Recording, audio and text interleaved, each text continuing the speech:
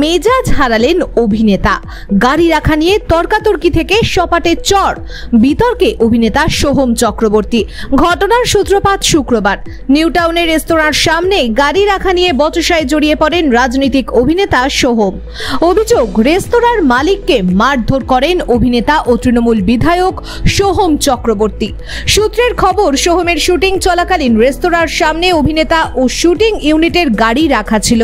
রেস্তোরাঁ মালিকের দাবি, একটা পার্কিং খালি করতে বললে হঠাৎই সোহম চক্রবর্তীর নিরাপত্তারক্ষীরা তার উপর চড়াও হন। এমনকি সোহম চক্রবর্তীও তাকে ঘুষি মারেন বলে অভিযোগ। চণ্ডীপুরের তৃণমূল বিধায়ক ও অভিনেতা সোহমের অবশ্য দাবি, অভিষেক বন্দ্যোপাধ্যায়ের নামে গালাগালি করছিলেন বলে ওই রেস্তোরাঁ মালিককে তিনি ৩-৪টে চড় মেরেছেন মাত্র। রেস্তোরাঁর মালিকের দাবি, সোহম নিজেই মেরেছেন। কোন রকম কমার্শিয়াল ডিল ছাড়াই তার রেস্তোরাঁয় শুটিং করতে দিয়েছিলেন তিনি। কিন্তু শুটিং চলাকালীন তাদের শুটিং ইউনিটকে একটা পার্কিং প্লেস খালি করতে বলা হয়। তাই নিয়ে বাঁধে হোটেলের কর্মচারী ও শুটিং ইউনিটের মধ্যে তরজা। এরপরই ইউনিটের একজন এসে মালিককে নাকি বলেন, জানেন সোহম অভিষেক বন্দ্যোপাধ্যায়ের বন্ধু? তখন রেস্তোরাঁর মালিক জবাব দেন, তা তিনি অভিষেক বন্দ্যোপাধ্যায়ের বন্ধুই হন বা নরেন্দ্র মোদীর বন্ধু, আপনারা ঝামেলা বাড়াবেন না, আমার গেস্ট আসবেন। তখনই নাকি সোহম এসে পুরো ঘটনা না জেনেই কিল চড় ঘুষি চালিয়ে দেন। রেস্তোরাঁর মালিকের দাবি, তার ব্যবসা উঠিয়ে দেওয়ার হুমকি পর্যন্ত দেওয়া হয়েছে। এই ঘটনার পর থেকেই ত্রস্ত তারা।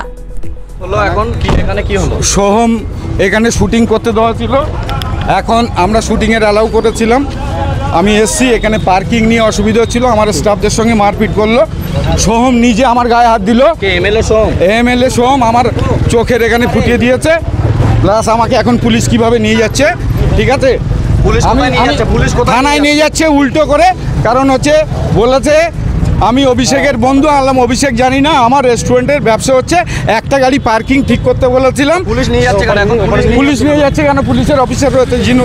আমার কোনো রকম নেই, এক পয়সা ফাইন্যান্সিয়াল ডিল নেই, তারপরেও বলছে সোহম হুমকি দিচ্ছে একদিনে রেস্টুরেন্ট বন্ধ করে দেবো। আর এ কথাও বলে দিচ্ছি, সোহম নিজে বলেছে, সোহম নিজে লাথি মেরেছে, তার ভিডিও ফুটেজ আমি দিয়ে দিচ্ছি।